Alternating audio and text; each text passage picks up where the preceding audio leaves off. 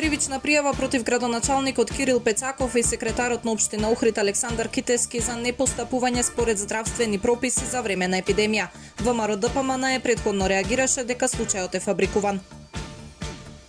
Ситуацијата со COVID-19 во детските градинки е стабилна. Моментално 20 деца се во изолација, а позитивни случаи на дечиња нема. Истражување на старото градско јадро на Охрид публикувани во Археолошки информатор. Станува збор за истражувања во близина на локалитетот Караѓулевци.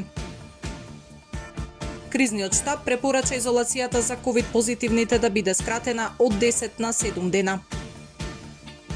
Времето утре сончево со умерена облачност. Температурата во интервал од -8 до 1 степен Целзиусов. Следевте една минута вести на Охрид Нјус.